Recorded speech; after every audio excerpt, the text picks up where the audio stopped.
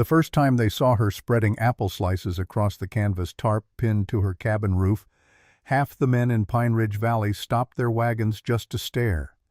By the time she hung fish on twine between the pine branches like strange festival decorations, their stares had turned to open laughter. Duncan Rourke hitched his mule outside Hollis's general store and squinted up toward Ash Hollow Ridge, shaking his head the way a man does when watching something both pitiful and absurd. The woman on that hillside moved with mechanical precision as though she had forgotten how to waste a single motion. Cordelia Ashworth was 42 years old, though the gray streaking through her dark hair made her look older in certain lights. Her hands, calloused from 4 years of solitary labor, moved from one task to the next without pause. She split apples with a paring knife, arranged them in perfect rows, then moved to the cedar drying racks she had built herself. The valley below might as well have been empty for all the attention she paid it. Rourke called out to Abner Hollis, who stood on the store porch wiping flour from his apron. The storekeeper had watched Cordelia all summer with growing bewilderment, unable to reconcile the woman he remembered from 4 years ago with the silent figure now working the ridge. Abner stepped forward and followed the hunter's gesture to where hundreds of apple slices caught the June sunlight. His breath escaped in a low whistle. The widow was drying food like some desert creature, preserving everything as though winter planned to steal her very soul. So the summer of 1887 began in Pine Ridge Valley, Colorado, with laughter echoing through the streets, and one woman working in silence above. The contrast would have been instructive if anyone had paused to consider what might drive such extreme preparation. But no one paused. The valley had survived 100 winters. It would survive 100 more. Cordelia rarely descended into town that summer. When necessity forced her down, she bought only salt. Mountains of it. So much that Abner joked he might rename his store a tannery. She never reacted to his humor, just counted out silver coins and walked back up the ridge. Her boots left prints in the dust that no one bothered to follow. There had been a time when Cordelia Ashworth was the kind of woman people leaned on. She had run quilting circles, lent herbs for difficult births, mended boots for proud men. That woman died in the winter of 1883, buried under snow alongside 3 people she could not save. What remained was something harder, something the valley did not quite know how to name. The blizzard arrived without warning one December night. Theodore Ashworth had been the finest carpenter in 3 counties, a man whose hands could coax beauty from raw timber. He had built their cabin beam by beam, carving their initials into the doorframe. Matthias, their eldest at 8, had his father's steady hands and thoughtful nature. Nathaniel, 6 years old, possessed a gentleness that made him cry over injured animals. For 8 years they had known happiness so complete it felt dangerous. Then came the snow. 3 feet by morning, 5 by evening, and it did not stop. For 3 weeks they remained sealed inside while the world disappeared under white. Theodore ventured out for firewood on day 1. He returned with frostbitten feet that would never heal, stumbling through the door more dead than alive. By day 5 they burned the furniture. Chairs first, then the wedding anniversary table, then the bookshelf holding Cordelia's poetry collection. By day 10, nothing remained but memories and cold. The food ran out on day 12. Cordelia boiled oats thin, watching her sons shrink before her eyes. She gave them her portions, lying about having already eaten. Nathaniel started coughing on day 15, that wet rattle from deep in his chest. Matthias held his brother's hand and told stories about Summer the creek where they caught frogs, wildflowers tall enough to hide in the tree fort their father had promised to build. His voice stayed steady even as his own breath grew shallow. Theodore could not rise by day 18. The frostbite had spread to his lungs. He gripped Cordelia's hand with colorless fingers and whispered words that would haunt her forever. "Save the boys. Promise me. Whatever it takes." He died that night, his last breath a rattle that seemed to shake the cabin walls. Nathaniel stopped breathing in his sleep 3 days later. Cordelia held him for hours, singing lullabies, refusing to accept what she already knew. Matthias lasted 1 more day. He looked at her with eyes too old for 8 years and apologized for failing to protect his brother. She told him he was the bravest boy in the world. He asked if he would see his father and Nathaniel in heaven. She promised yes, and held him through the night as his breathing grew shallow and finally stopped. When snow melted enough to open the door, Cordelia dug 3 graves in frozen earth, 4 days of work, fingers cracking and bleeding, back screaming. She buried Theodore beneath the oak tree. He loved the boys beside him, wrapped in her wedding quilt. Standing over those graves, she made a vow to the silent mountains. Never again would winter take anyone from her. 4 years later, she kept that promise, even if no one understood why. Every jar she sealed was a small victory against the monster that destroyed her life. They could laugh all they wanted. She had survived the unsurvivable. Mockery could not touch her. Dr. Silas Brennan proved the first to take her seriously. 38 years old, a widower with steady hands and kind eyes that had seen too much suffering to dismiss anyone's fears. He had fled Philadelphia 3 years ago after his wife Elizabeth died of consumption, seeking peace in the mountains. He treated every patient with gentle competence whether they could pay or not. He found Cordelia gathering herbs one July afternoon. The heat lay heavy insects humming in tall grass. She knelt beside Yarrow, cutting stems with precision. He sat on a nearby boulder, wiping sweat from his forehead. He mentioned casually that he had been reading about her preservation techniques. Some dated to ancient Rome, others came from native tribes. The combination showed remarkable knowledge. Where had she learned this? Cordelia paused genuinely, surprised anyone had investigated rather than simply mocked. Theodore had spent time with Crow people when young, she explained slowly. They taught him to read the land, prepare for harsh seasons. He taught her everything before he died. Silas nodded thoughtfully. So she was preparing for winter. Not just winter, she corrected. The worst winter this valley had ever seen. He told her about Philadelphia in 1881. Snow buried the city. Railroads froze. Food could not get through for 3 weeks. People died in their homes surrounded by wealth because no one had prepared. He looked at her with something approaching respect. He knew what it meant to be unprepared. He knew the price it demanded. This was the first real conversation she had experienced in months. He was the only person who had not laughed. Perhaps he was the only one who had seen what she had seen. Silas replied quietly. Lost what she had lost. He stood and offered help if she needed anything. Medical supplies, extra hands, someone to talk to. His clinic door stayed open. She thanked him, then suggested he prepare for himself as well. Whatever was coming would not spare anyone. His sad smile confirmed he had already begun stocking extra supplies, just in case. That night Cordelia noticed the birds. Swallows were leaving 2 weeks early. She had tracked them for 4 summers in a small notebook they never left before August 10th. Now July 28th they streamed south in dark clouds. Geese flew overhead the next morning, honking toward warmth a full month ahead of schedule. Squirrels gathered nuts with frantic energy she had never witnessed, working dawn to dusk. The animals always knew. They sensed shifts humans had learned to ignore. Cordelia watched the sky and felt cold dread settle into her bones. She had felt this before November 1883, when wind shifted and clouds gathered and instinct screamed danger approached. She had ignored that feeling then. Never again. On July 15th, Judge Tobias Whitmore came to visit. 55 years old, tall and thin as stripped willow, with gray eyes cold as river stones. He had arrived in Pine Ridge 10 years ago with a leather suitcase, an ivory-handled pistol, and papers from Denver giving him authority over all legal disputes.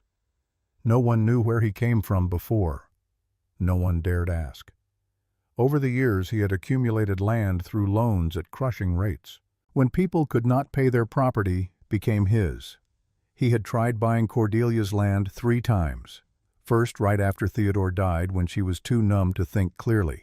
She refused.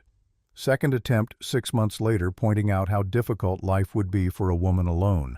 She refused more firmly.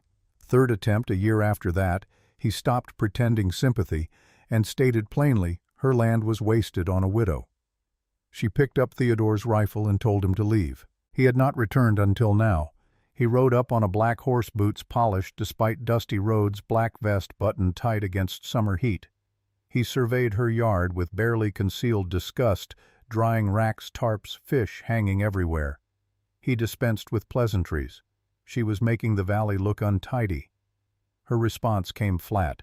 Her land. She would do what she wanted. He dismounted, walking slowly toward her porch. His eyes catalogued everything. He mentioned hearing she had bought up all the salt. 3 times this month. What exactly was she preparing for? Cordelia turned to face him. Winter. His smile did not reach his eyes. They were in July. The pass road worked fine. The supply depot sat fully stocked. The valley had never been more prosperous. He stepped closer, invading her space. Or did she know something they did not? She knew winter always came. She knew unprepared people died. She had seen it happen. She would not see it again. They stared at each other, 2 wills testing resolve. Then Whitmore turned and mounted his horse. He had met many widows, he mentioned. Most remarried or moved away, recognizing a woman alone could not survive. She was the only one who perched on this hill like an old owl hoarding food as though the world was ending. He looked down from the saddle. He hoped she knew what she was doing, because if she ever needed help, ever ran into trouble, he would be more than happy to take this property off her hands. For a fair price, of course. Her definition of fair and his had never aligned.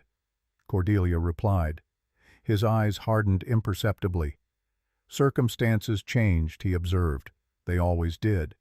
And when they changed, people often needed things they had once refused. He would be seeing her. She watched until he disappeared behind trees, jaw tight with controlled anger. She knew his game. He circled like a patient predator, waiting for sickness or harvest failure or exhaustion to drive her into his arms. But she would not be driven. She had already lost everything that mattered. What remained was determination forged in grief. That evening she studied the sky. Stars burned brighter than they should in July, sharp and unnatural. Wind had shifted, blowing from the north, carrying a chill that had no business existing in summer's height. On that wind she caught the smell of snow hundreds of miles away, but coming closer. She remembered Theodore's words from their first winter together. He had spent 2 years with Crow people in Montana, learning their ways. You did not build a fire in the snow, he used to say. You built it in the sun. By the time you needed warmth, it was already too late. Cordelia looked toward the northern mountains. Far in the distance, barely visible against darkening sky, white clouds formed on the highest peaks. Clouds that should not build in mid-July. The animals had been right. Winter was coming early. She whispered into twilight. It was coming early this year. She knew with the certainty she knew her own name. But this time she was ready. September arrived with rain. Not gentle autumn showers, but torrential downpours hammering earth like divine fists. It began September 3rd and continued without pause, turning roads to mud rivers and creeks to raging torrents. The valley depended entirely on the pass road, 20 miles of switchback trail carved into mountainside, leading to the supply depot beyond. Every month, wagons made the journey, bringing flour, sugar, coffee, medicine, everything the isolated community needed. Week 1 of rain, 2 wagons failed to arrive. One driver reported turning back when his horses refused to continue, eyes rolling white with fear. Week 2, genuine worry spread. Supplies in Hollis's store ran lower than anticipated. Week 3, on a night when lightning split the sky every few seconds and thunder shook mountains hard enough to rattle windows, catastrophe struck. Cordelia heard it before she saw it. Deep rumbling from Earth's bones, growing louder until it drowned even thunder. She ran outside, heedless of rain soaking her clothes. In lightning flash, she witnessed destruction against the western mountains. An entire mountainside moved as one entity. Centuries-old pines twisted and snapped like matchsticks. Boulders the size of oxen tumbled into the canyon, crashing and crushing everything in their path. The pass road disappeared under 100 feet of debris. Where careful maintenance had allowed commerce and connection, now only destruction stretched canyon to canyon. Rain continued, ensuring any clearing attempt would trigger fresh slides. Next morning, Abner Hollis nailed a notice to the post office door with shaking hands, face pale and hollow-eyed. 9 words that carried potential doom. Road washed out. Last delivery unknown. Pray for supplies before snow. But prayer would not stop what approached. Cordelia stood on her porch watching chaos unfold below. Men ran through streets shouting contradictory orders. Women clutched children, panic spreading. Horses whinnied, sensing fear. For the first time in months, Cordelia felt something beyond cold preparation. Sharp fear cut through her determination, not for herself, but for the children down there. Children who would go hungry. Children who would cry in darkness. Children who would die slowly like Matthias and Nathaniel. The whisper emerged rough and fierce. Not this time. Not to anyone. She turned back to her cabin where jars stood like waiting soldiers. The battle was about to begin, and she alone had armed herself for it. October crawled in like a wounded animal. The strongest men tried 4 days to dig through landslide debris. Every section cleared triggered more earth sliding from above. On day 4, a boulder shifted without warning, nearly crushing 2 men. After that, no one volunteered. Judge Whitmore called a town meeting, standing at the church pulpit like a preacher delivering inevitable fate. His calm, measured voice projected unquestionable authority. They would wait until spring. When snow melted and ground stabilized, they would clear the road properly. Until then, they must ration what they had and trust Providence. But rationing required something to ration. The communal grain store held perhaps 2 months at half portions. Most families had relied on monthly wagons, buying as needed rather than storing. The system had worked perfectly for years, creating an illusion of abundance no one questioned until it failed. By mid-October, Pine Ridge's economy collapsed. People traded possessions for food with drowning desperation. A $30 rifle fetched half a sack of beans. An iron kettle earned withered onions. Silver heirloom candlesticks bought dried corn worth pennies weeks before. Hollis's store emptied shelf by shelf. He sat behind his counter with increasingly hollow eyes, turning away customers with nothing left to trade. There was nothing left. Everything gone. Through it all, men who had laughed loudest at Cordelia began looking up at her ridge with altered perspectives. Smoke still curled from her chimney. Candlelight still glowed in her windows after dark. Whatever madness drove her summer preparation suddenly seemed less like insanity, more like prescient wisdom. Duncan Rourke voiced what many thought one tavern evening words thick with whiskey and resentment. That woman had known this would happen. That was why she hoarded while they lived like normal people, trusting systems that never failed before. Someone suggested asking for help. Surely she would not turn away starving neighbors. Rourke's bitter laugh cut through smoke. She hated them for mocking her all summer. She had not spoken to anyone in months except to buy salt. She would slam the door and laugh while they starved. No one argued, but no one climbed the ridge either. Not yet. The first knock came at midnight, October 20th. Cordelia grabbed Theodore's rifle before cracking the door barrel, pointed at darkness beyond. A boy stood shivering, breath fogging in cold air. 17 years old, though hunger aged him. Brown hair matted with dirt. Gray eyes too large for his hollowed face. Just one piece of bread he managed through chattering teeth. Just one. He was not asking to stay, only needed something to eat. Cordelia studied him through the narrow opening. Sunken cheeks revealed skull beneath skin, cracked lips, collarbone jutting through threadbare shirt, but his eyes held something beyond desperation, stubborn determination not to surrender. What was his name? Gideon. Gideon Mercer. Where were his parents? Silence stretched long before words came, voice cracking. His mother died 2 years ago. Fever took her in 3 days. His father was no longer really his father, just a man who drank to forget he had a son. Understanding settled in Cordelia's chest. She had seen Elijah Mercer stumbling through town, bottle always in hand. Whispers reached even her isolated ears about bruises nights Gideon spent in the barn, avoiding drunken rages.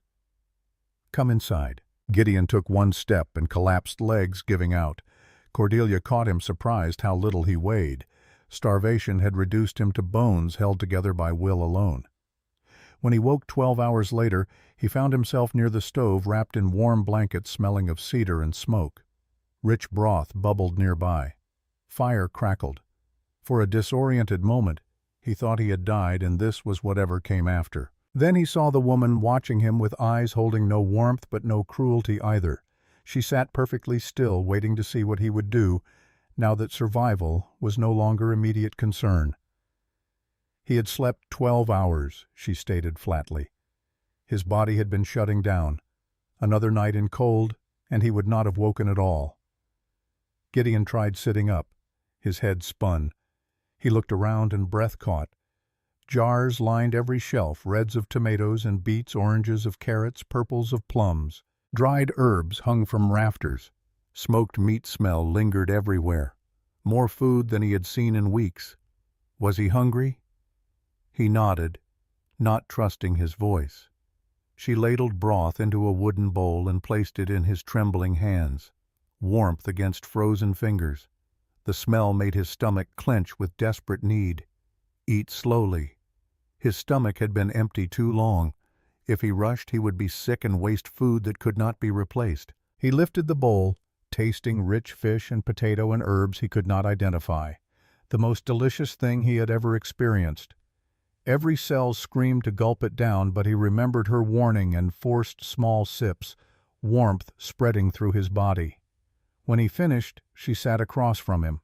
Silence stretched, weighted with evaluation. Then she asked directly, had he come to rob her? Shock widened his eyes. No. He swore on his mother's grave he had not come to steal. He only wanted food. Maybe he would die slower up here than down in the cold. She said nothing for a long moment, letting silence judge. Then she placed a warm biscuit on his lap. The terms came clear. She was not Charity. She was a woman who lost everything once and decided never to lose anything again. If he wanted to stay, he would work every day. No complaining, no laziness, no excuses. Haul water, chop wood, tend fire, check traps, help with smoking. Do whatever else needed doing. Do what she said when she said it. He nodded frantically, hope blooming. Second rule. He would not tell anyone what was in this cabin, not a single soul. If she discovered he had talked, he left immediately, regardless of weather. Another emphatic nod. Third, he would not steal, not one scrap without permission. Everything was counted, measured, recorded. She would know if anything went missing. Yes, he understood. Fourth, if trouble came, he stood behind her and followed her lead. No heroics, no stupid decisions. Bravery did not keep people alive. Preparation did. Agreement came quieter, but no less certain. Apparently satisfied, she nodded. Tomorrow at 5, she would teach him to smoke fish properly. Not complicated, but it had to be done right. Gideon lay back, clutching the biscuit, stomach warm for the first time in weeks. Outside, wind howled, but inside, fire crackled with comforting rhythm. A strange woman with sad eyes had given him food and warmth and hope.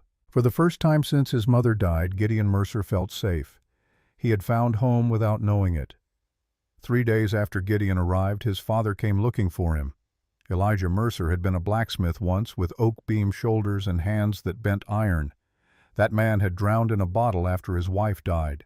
What remained was a walking corpse, fueled by alcohol and rage, stumbling up the ridge with a pistol in shaking hands and murder in bloodshot eyes. The bellow carried before the man appeared. "Give me back my son, you witch, you kidnapper!" He emerged from trees, swaying, pistol waving erratically. Cordelia stepped onto the porch. Her rifle remained within reach, but not in hands a calculated statement about threat assessment. She stood straight and still, a woman who had faced worse and survived. "Mr. Mercer, your son came here on his own. He was starving, ribs showing through skin, had not eaten in 3 days. You let that happen." The protest came automatic. Family business. She had no right to interfere. She had every right to keep a child from dying in front of her. What she did not have was patience for a man who let his own flesh waste away while drowning himself in bottles. Elijah raised the pistol, trying to aim. but his hands trembled so badly the barrel traced wild circles. He could not have hit a barn from 10 feet. From inside, Gideon appeared. He walked to Cordelia's side, face pale but jaw set. The boy who arrived broken now stood straighter, looked stronger, carried beginning self-worth. "Father, go home." Elijah stared at his son. Something flickered in bloodshot eyes, ghost of the man he had been. The father who carried Gideon on shoulders, the husband who held his dying wife's hand and promised to care for their boy. That man surfaced briefly, looking at what he had become. The plea emerged, choked. "Son, please come home. I will do better. I promise. This time will be different." But Gideon had heard that promise too many times. "You have made that promise before. Many times. It never lasts longer than a day." Elijah's face contorted with pain and rage and self-loathing mixed. For a terrible moment Cordelia thought he might pull the trigger anyway. His finger twitched, jaw clenched. Then his arm dropped. The pistol hung forgotten. He turned and stumbled down the ridge without looking back, shoulders slumped with defeat. A man who just lost everything. Gideon stood frozen, watching until his father disappeared. Then his legs gave out, and he sank to the boards, head dropping to knees. The weight of choosing a stranger over blood, of accepting his father, could not be saved, crashed down. Cordelia said nothing. She simply sat beside him, close enough he could feel her presence, far enough he did not feel crowded. No comfort words emerged because comfort would have been lies. She just sat there, solid and real, letting proximity communicate he was not alone. After long silence, Gideon whispered, "Thank you." "No need for thanks. Go inside and get back to work. Fish will not smoke themselves." But when he stood and walked past, she allowed her mouth corner to twitch upward for just a second. Not quite a smile, but close. First crack in ice encasing her heart for 4 years. Early November brought the first snow. 5 feet in 2 nights, burying fences and outbuildings. The creek froze solid, cheerful, babbling, silenced under ice. Chickens died standing in coops, feathered statues. 2 infants perished despite families huddling for warmth, small bodies unable to generate enough heat. A house fire killed a mother and son when they tried heating stones and flames spread too fast. By the time neighbors arrived, nothing remained but smoking ruins and bodies that no longer looked human. No more laughter existed in Pine Ridge now. Only quiet panic. 3 families arrived together on a gray morning when fog hung thick. They trudged up the ridge with frost-bitten fingers and hollow eyes. Duncan Rourke led his earlier bravado evaporated. Behind him came his wife, 3 children, 2 other families, 7 more children total. They brought no gifts, no weapons, only desperation and shame. Duncan's voice came hoarse. They knew they had laughed, said terrible things, but their children were dying, had not eaten proper meals in days. They would do anything, give anything. Please help the children. Cordelia stood in her doorway with warmth at her back. She saw the children first. Faces thin and pale skin stretched tight over bones pressing too close to surface. Eyes too large in shrinking faces. She saw parents, proud people reduced to begging. She saw terror when you realized you could not protect those you loved. Only the children. Duncan stared in disbelief. What, the children come inside? Adults go back to town. Protest erupted. They needed shelter too. They were freezing. They would die out there. She did not have enough for everyone. If she took all, they ran out before spring and everyone died. Mathematics did not care about fairness. Resources divided by mouths equaled survival time. The equation was unforgiving. Children stayed. Adults went.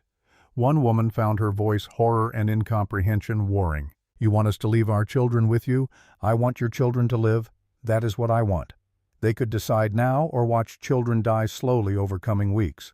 Those were the only options winter offered. But there was a deal.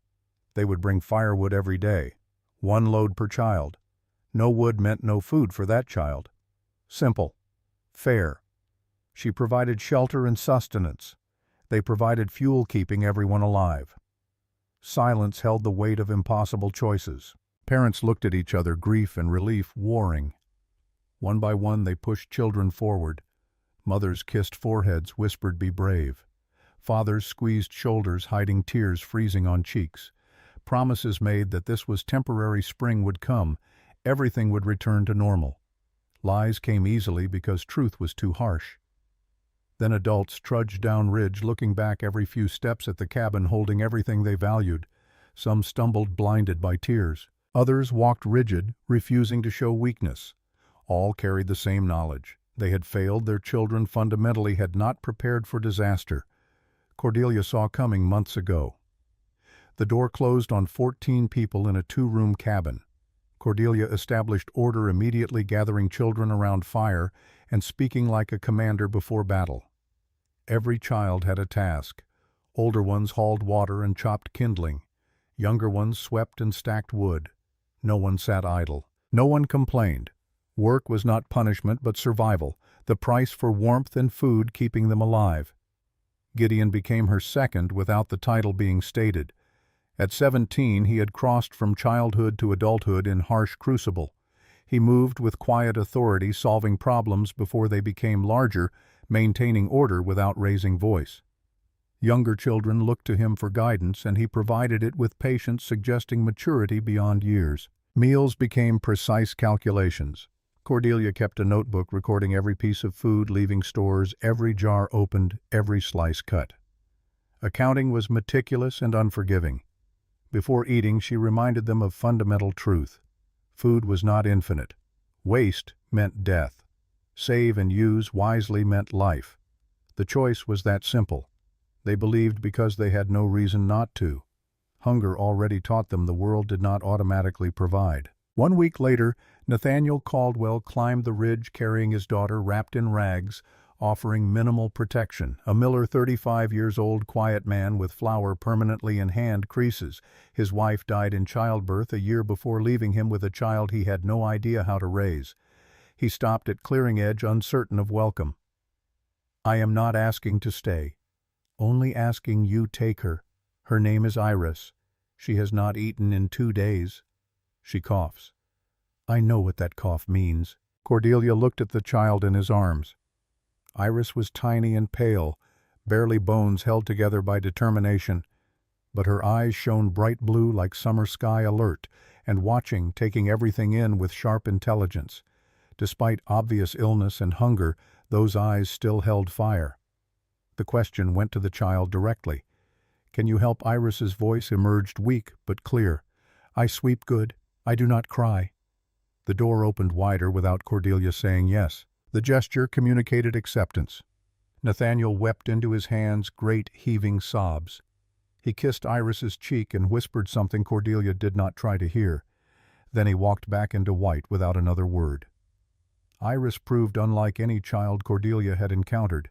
She did not cry when hunger cramped her stomach, did not complain about crowded cabin or strict rules or work expected. She simply did what needed doing with quiet efficiency, like a miniature adult in a 6-year-old body. She worked harder than children twice her age, sweeping until floors gleamed, stacking wood with meticulous care. She helped younger children without being asked. She ate whatever was given without requesting more. Every night before sleep, Iris sat beside Cordelia in flickering firelight, never asking for anything, never demanding attention. Just sitting there, small presence close enough to touch but never touching. The ritual became regular as sunset. One evening after 3 weeks, Cordelia asked the question forming in her mind. What did the child want? Iris looked up with bright blue eyes containing wisdom beyond 6 years. "I just want to know you are still here." Something shifted in Cordelia's chest at those words. Something frozen. 4 years began the slow, painful thaw. She saw Matthias in this girl, saw the way her eldest tried being brave for his brother, saw Nathaniel's gentle nature, saw the children she lost and the mother she might have become. "I am here. I am not going anywhere." Iris nodded as though receiving confirmation of something suspected. Then she leaned against Cordelia's arm, just slightly testing whether contact would be permitted. Cordelia did not pull away. She sat in firelight with this child pressed against her side, and for the first time since Theodore and Sons died, she felt something resembling peace. Dr. Silas Brennan visited twice weekly, ostensibly checking children's health but staying longer than medical necessity required. He examined each child for frostbite and malnutrition, treating minor ailments with careful attention. But after medical rounds finished, he lingered. He helped Gideon chop wood physicians' hands, adapting surprisingly well. He told children stories about Philadelphia cases, carefully editing grim details while preserving interesting parts. He brought small luxuries when possible: honey-dried fruit, once real coffee. Cordelia accepted with visible surprise. But private moments mattered most. On clear evenings, he found Cordelia on the porch watching northern lights paint sky in green and purple. They stood in silence, shoulders almost touching, sharing beauty without needing to comment. Sometimes he asked about preservation techniques, genuinely interested. She taught him to identify plants remaining edible in winter, which bark could be stripped for emergency nutrition. On a particularly cold, late November evening, after children slept and cabins settled into creaking quiet, Silas prepared to leave as usual. Cordelia walked him to clearing edge where trees marked boundary between her domain and wider forest. Snow fell softly, muffling sound, creating sensation of existing apart from normal time. He turned to her breath, creating small clouds. Words started forming, something important he had been building toward. He wanted her to know. She cut him off gently, one hand rising. "I know, but not now. The timing is wrong. But if you want to ask me something in spring when we have all survived, I will listen then." His smile carried sadness, but also hope. "So that is a promise." Spring. Spring. He reached out to touch her hand briefly before turning to go. The contact lasted only seconds, but warmth lingered where his fingers rested. Cordelia watched him disappear into falling snow, her hand still warm, and allowed herself to imagine a future containing something beyond mere survival. Late November brought footprints circling the cabin at distance. 2 sets made by heavy boots, deep impressions in fresh snow. They did not approach directly. They circled at tree line, watching and waiting with predatory patience. Gideon noticed them during morning water run. He followed tracks far enough to confirm they formed complete circuit. When he reported discovery, Cordelia's expression hardened into something dangerous. Desperate men. Worse than hungry men. Desperate men made decisions bypassing moral consideration. She knew names without seeing faces. Marcus and Amos Blackwood lived on Valley Edge, brothers surviving through violence. Marcus had the reputation of a brawler known for beating his sister-in-law badly enough to warrant jail. Amos was quieter, smarter, more dangerous in patience. They lived by hunting and jobs decent men refused. Now they hunted something else. Cordelia reinforced defenses that day.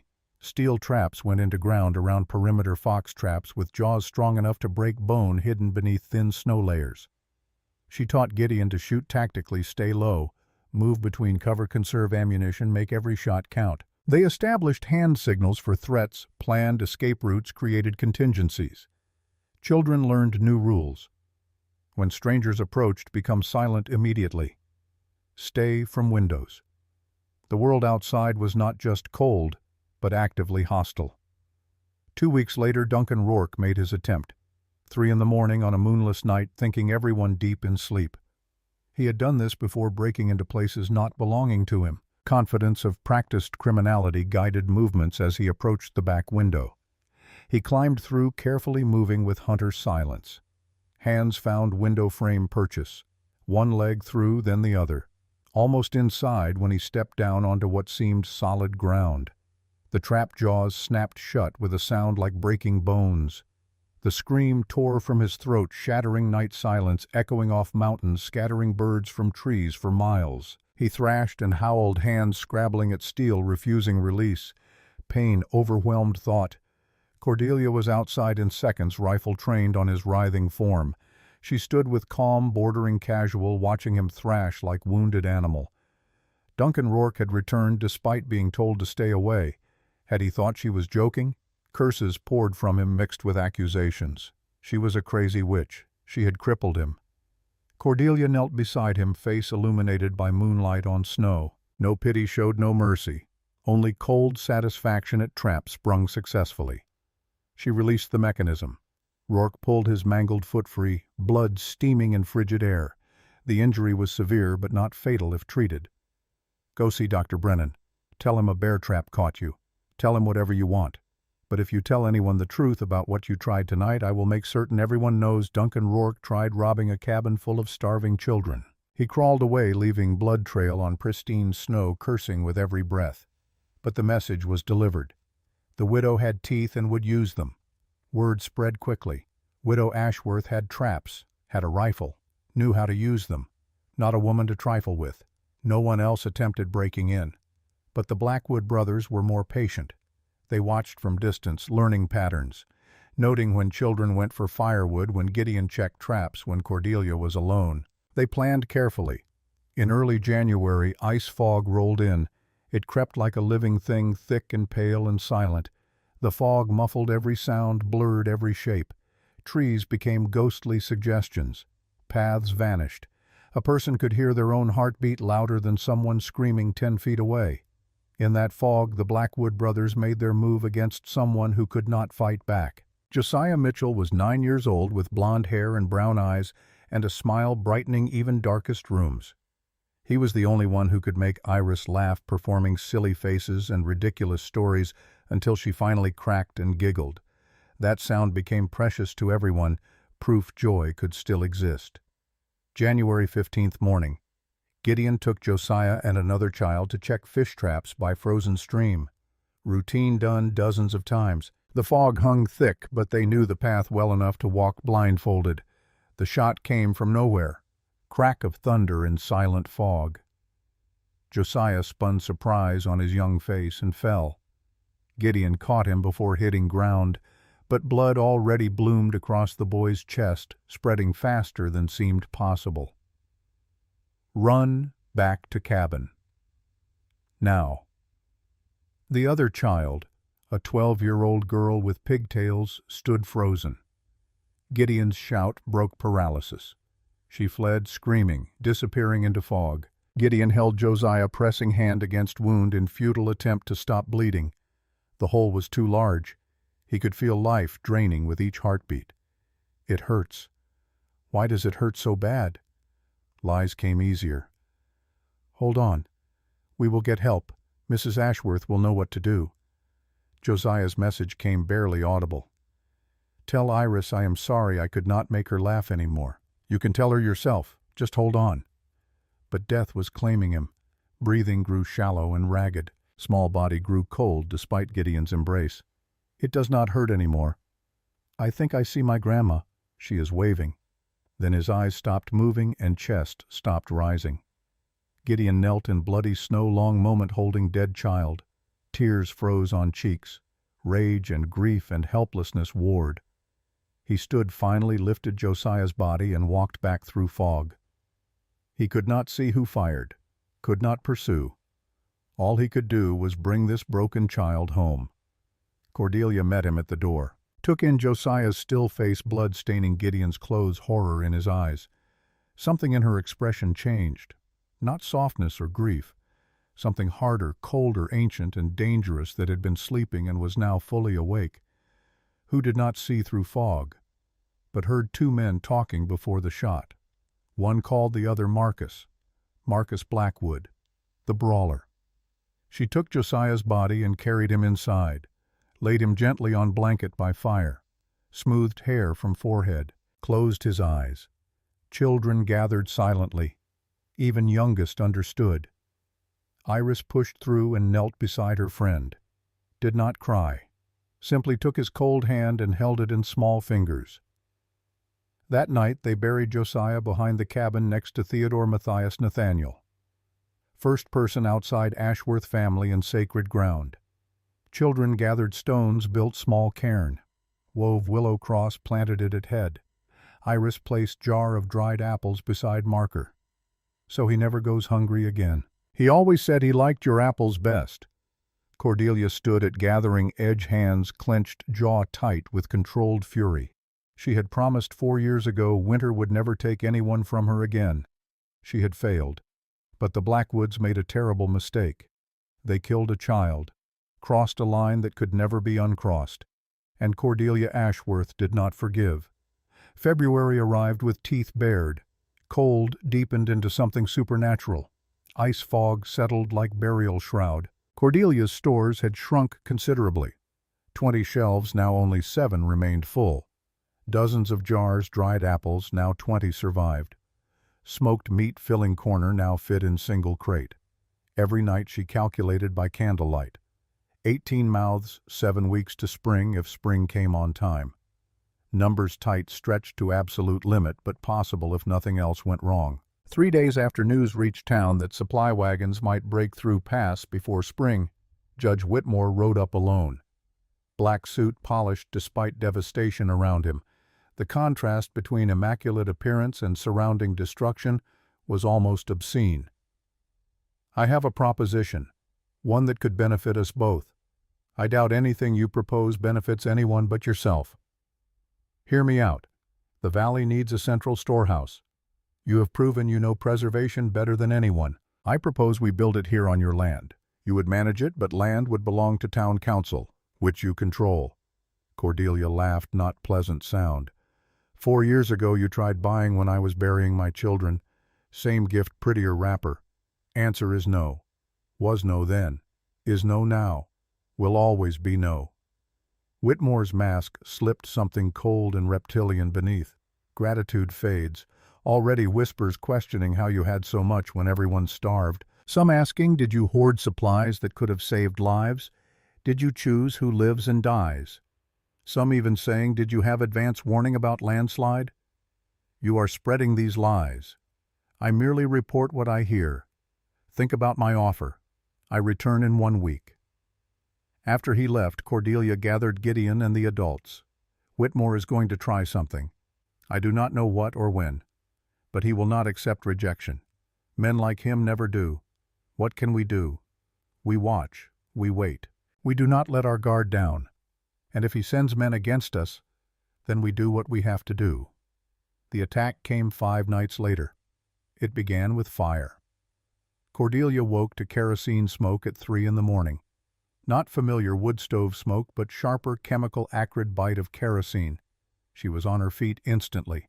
Her smokehouse was engulfed in flames.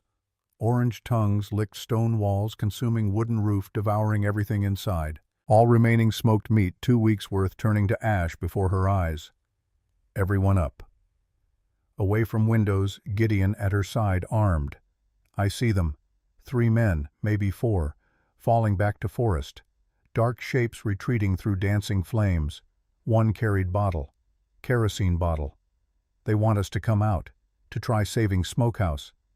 That is when they will attack. Then what do? We let it burn. Gideon stared. But the food. We need that food. We need our lives more. Food can be replaced. We cannot. Cabin became fortress. Cordelia at front window, rifle ready. Gideon covered back. Old Josiah Morgan and Catherine Shaw herded children into safest corner, piling furniture as makeshift barriers.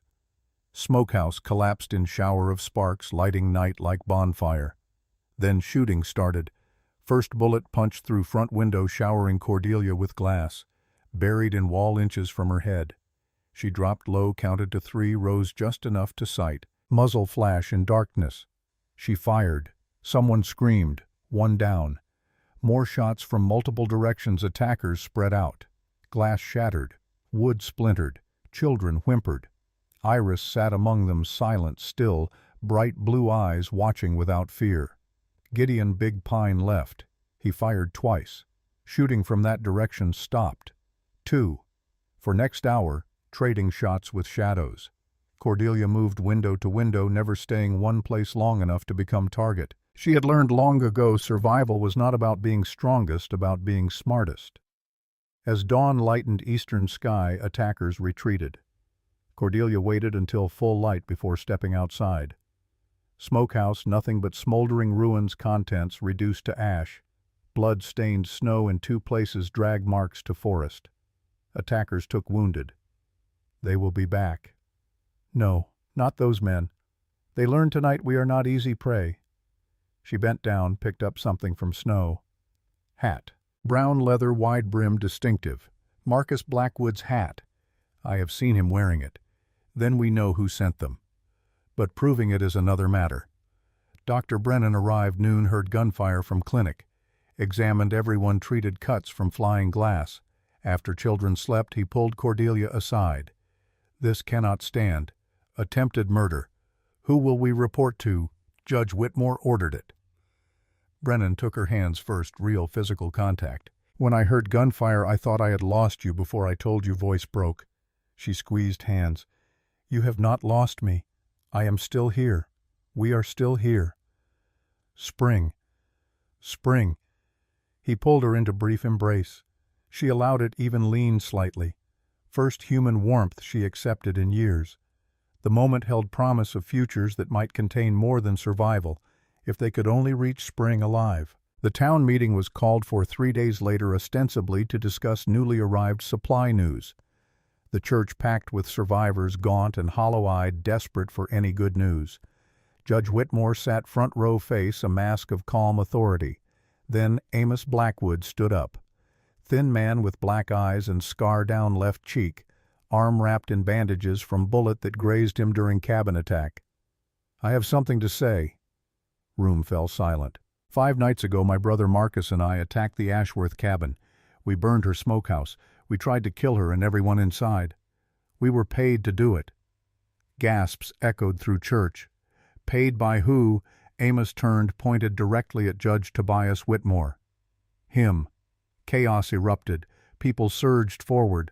Whitmore rose, face showing emotion for first time, flash of pure fury quickly suppressed. This is absurd. Word of known criminal against duly appointed officer. Laughable. Then explain the money. Amos pulled leather pouch from coat, threw it on floor. Gold coins spilled across wooden boards, glittering in candlelight. Explain why you paid us $50 to burn her out.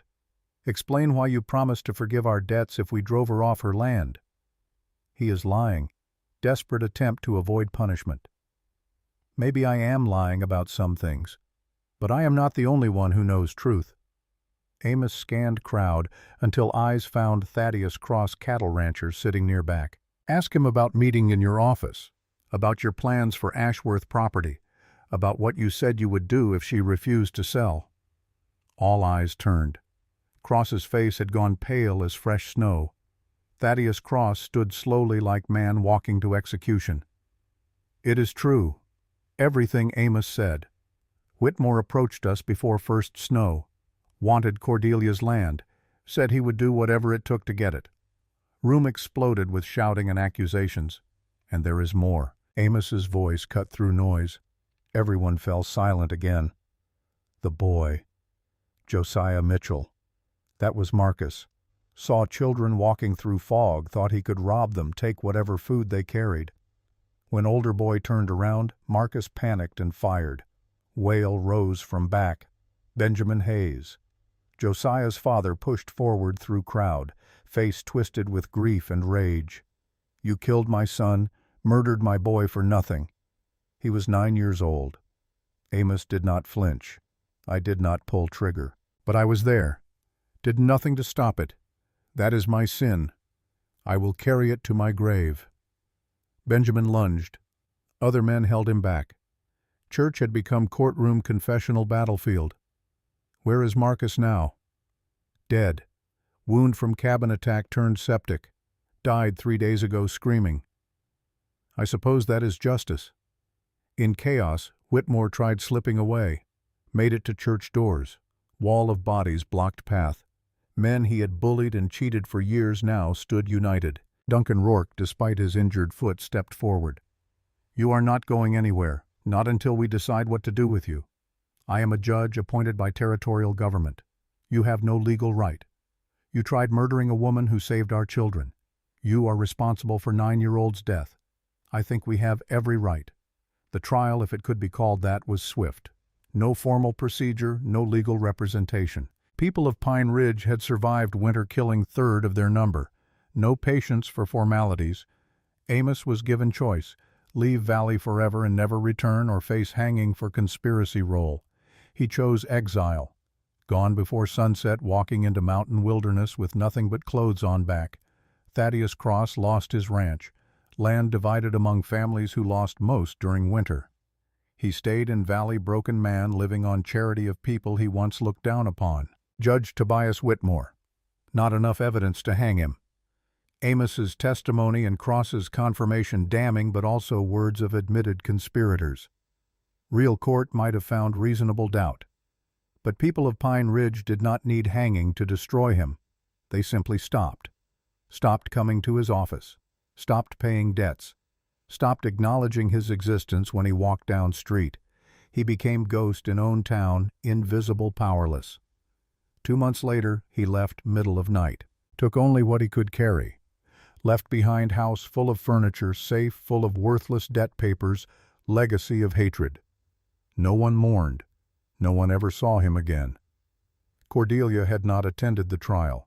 She stayed with children on Ridge, tending to daily survival. Dr. Brennan brought news that evening. It is over. Whitmore is finished. She stood on porch with Iris beside her. Good. The town wants to thank you. Name the new square after you. Cordelia knelt in garden hands in dark soil. Did not look up. Tell them to plant something useful there. Something they can eat. Silas smiled. Like what? She looked out over Valley green and alive with spring, scarred by winter, but recovering. Anything they want, as long as they remember how to keep it. That night, as sun set behind western mountains, Cordelia sat on porch with Iris leaning against her arm. Inside, Gideon prepared dinner. Smell of fresh bread drifted through open door. Somewhere nearby, old Josiah Morgan told stories to circle of children, voice rising and falling with practiced drama. For first time in years, Cordelia felt something she had almost forgotten existed. Peace. Not happiness exactly. Ghosts of Theodore and Matthias and Nathaniel would never leave completely. Memory of that terrible winter sound of her children crying in darkness would haunt until she died. But peace, yes. She had found that. She had built something from ashes of tragedy, saved lives where she failed to save the ones that mattered most, proven that preparation and wisdom could triumph over chaos and cruelty. Mrs. Cordelia. Yes, child. Will winter come again? Cordelia looked at northern mountains, where last snow patches clung to highest peaks. Thought about endless cycle of seasons, how cold always followed warmth, how hardship always followed ease. Yes, winter always comes. Will we be ready? Cordelia pulled her closer. We will always be ready. Spring unfolded golden and green across valley. Cordelia's garden flourished. Drying racks filled. Stores began growing again, jar by jar, pound by pound. She taught anyone who wanted to learn sharing secrets she once guarded with life. Every family now had drying racks. Every home learned preservation basics. Knowledge, Cordelia hoarded through necessity, became gift shared freely. We plan now so we do not die later, she told children who came to learn. They listened, believed, would not forget. On Ridge, small community formed. 3 new cabins rose beside Cordelia's original home. Larger smokehouse replaced burned one-stone walls, tin roof resistant to fire. Root cellar expanded, reinforced, ready for future winters. Everywhere drying racks appeared taller and stronger. The valley below followed suit. Every home prepared. Every family stored. The system that failed them would never fail again because they no longer depended on a single lifeline. They had learned self-reliance through harsh necessity. Dr. Silas Brennan became regular visitor. He brought medical supplies and news and sometimes just company. He helped Gideon with heavy work, told stories to children, and stayed for dinner more often than not. But it was the quiet evenings that mattered. One April evening after children slept, he found Cordelia planting garden. Sunset painted sky in shades of orange and purple. He knelt beside her, hands joining hers in the soil. It is spring. So it is. I believe I was going to ask you something in spring. I believe I was going to listen. He took her dirt-stained hands in his. Cordelia Ashworth, I know we have both lost too much. I know neither of us is looking for what we had before, but I am looking for this, whatever this is. Partnership, companionship, someone to face next winter with. Is that something you want? She looked at him. Kind eyes, steady hands, man who understood loss, who never tried to fix her, just stood beside her. I would like that. Very much. He smiled. Good. Because I was not sure I could survive another rejection from you. She laughed, sound so rare Gideon stopped chopping wood to stare. One step at a time. One step at a time. He kissed her forehead gently. Iris watched from window, turning to Gideon with wise eyes beyond 6 years. Mr. Hayes makes Mrs. Cordelia smile. Gideon nodded. He does. That is good. Everyone should have someone who makes them smile. Yes, everyone should. Summer brought decisions. Nathaniel Caldwell came to retrieve Iris when roads cleared, face hopeful and hesitant. He had spent winter working mill preparing home for daughter's return. Built new room, carved toys, imagined their reunion. Iris came to door when he called. Nathaniel knelt. Sweetheart, it is time to come home. I have missed you so much.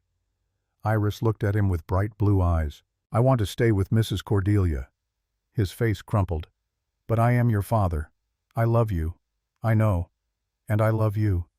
But this is my home now. Cordelia stepped forward. Iris, you do not have to. I want to stay. Please let me stay. She looked at Nathaniel.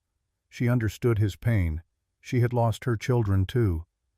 Mr. Caldwell, I would never keep your daughter from you. If you want to take her home, I will not stop you. Nathaniel looked at Iris, saw determination in young eyes, saw how she stood close to Cordelia, how she found family here. He wept again, second time first, when he handed her over. Can I visit every Sunday? Iris's face lit up. Every Sunday, Cordelia nodded. You are always welcome. He pulled daughter into embrace, kissed forehead. I will see you Sunday then. He walked away alone but not empty. Visited every Sunday after. Iris always ran to meet him, but her home was on ridge now. Gideon had nothing left in valley below. His father Elijah drank himself to death in January, found frozen in ditch with empty bottle. At 18, Gideon stayed with Cordelia as something between son and partner. Worked land, rebuilt what was destroyed. Shoulders had broadened from months of labor. Hands calloused from work. Cordelia taught him everything: preservation, reading land, preparing for next winter. He became the son she lost, though neither said it aloud. October brought a quiet ceremony. Dr. Silas Brennan and Cordelia Ashworth married in small gathering on the ridge. No church, no formal celebration, just family. Gideon, Iris, Josiah Morgan, Catherine Shaw, handful of valley friends. Reverend spoke simple words. Silas slipped ring on Cordelia's finger. She smiled, genuinely, smiled, and the assembled witnesses marveled at transformation visible in her face. That evening, as new husband and wife stood on their porch watching sunset, Iris ran up from playing in meadow. She brought wildflower bouquet. For you, Mama Cordelia. First time she called her that. Cordelia knelt, accepted flowers, pulled girl into embrace. Thank you, sweetheart. Gideon watched from distance, splitting wood. Silas beside him discussing crop rotation. Josiah teaching reading under oak tree. Catherine organizing communal meal. This was family now. Not the one Cordelia lost, but the one she built from ashes. She visited graves behind cabin later. 4 markers now: Theodore Matthias, Nathaniel Josiah. Wildflowers. Iris planted grew around them. I kept my promise. I did not let winter win. I saved them. Not you, I could not save you, but I saved others. I hope that is enough. I hope you would be proud. Wind rustled through trees, almost like answer. She stood, turned back to cabin. Smoke curled from chimney. Children's laughter drifted through air. Silas waited on porch with coffee. Life continuing despite loss because of loss. Summer, 1889, arrived golden and warm. Young man from territorial government came in September sent to investigate vigilante justice reports regarding Whitmore's treatment. Eleanor received him on porch, offered water, and Seed answered questions with patient honesty. Mrs. Ashworth, I have spoken to everyone in this valley. They all tell same story. You saved their lives. I did what needed doing. They say you knew winter would be harsh, that you prepared when no one listened. I watched the signs. Birds leaving early wind, changing animals gathering like their lives depended on it. Land always tells you what is coming. Most people just do not listen. Young man closed notebook. I will report no laws were broken in Whitmore's removal. Evidence suggests he fled voluntarily. Territory will appoint new judge. He stood to leave, paused. May I ask something personal? You may ask. How did you survive it? Your family. The loss. How did you keep going? Cordelia looked at him. This young man who probably never known true hardship, never held dying child, never buried heart in frozen ground. I survived because I had to, because giving up would have meant they died for nothing, because the only way to honor the ones we lose is to keep living, keep fighting, keep preparing for whatever comes next. Young man nodded slowly. Thank you. I think I understand. He rode away, never seen again. First frost came late September, earlier than usual. Cordelia noticed without concern. Stores full, smokehouse loaded, root cellar bulging, community on ridge ready. Snow fell in November. Found people of Pine Ridge prepared. That winter, no one starved. No one froze. No one died of cold or hunger or desperation. Families gathered by fires told stories, played games. Children grew strong on preserved food. Adults learned patience and planning. Valley survived together. When Valley gathered in spring to celebrate survival, they did not gather in church or town square. They gathered on ridge at Cordelia's home. She watched from porch with something almost like smile. Children she saved growing tall and strong. Parents she challenged learning wisdom. Valley she protected healing. Rose, now 8, ran through meadow with other children picking wildflowers, laughing. She brought bouquet to Cordelia. For you, Mama. Cordelia knelt, accepted flowers, pulled girl into embrace. Thank you, sweetheart. Gideon, now 19, split wood in distance. Silas beside him discussing expansion plans. Josiah teaching under oak tree. Catherine organizing meal. This was family, not the one she lost, but the one built from fragments. That evening Cordelia stood with Iris on porch watching sunset. Silas's hand found hers. Gideon chopped wood nearby, strong and capable. Community gathered for harvest festival, celebrating not just survival but transformation. Iris's voice came soft. Mama Cordelia, will winter come again? Cordelia looked at northern mountains where last snow clung to peaks. Thought about cycles, about how cold always followed warmth, how hardship always followed ease. Yes, child, winter always comes. Will we be ready? She pulled Iris closer. Silas's arms circling her waist. Gideon's steady axe rhythm in background. We will always be ready.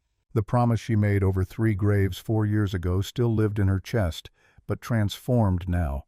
No longer burning rage against death, but steady determination to honor life. She had lost Theodore and Matthias and Nathaniel to winter's cruelty. But from that loss came knowledge that saved dozens. From her grief came strength that rebuilt community. From her preparation came wisdom that would pass to generations. They did not mock her anymore.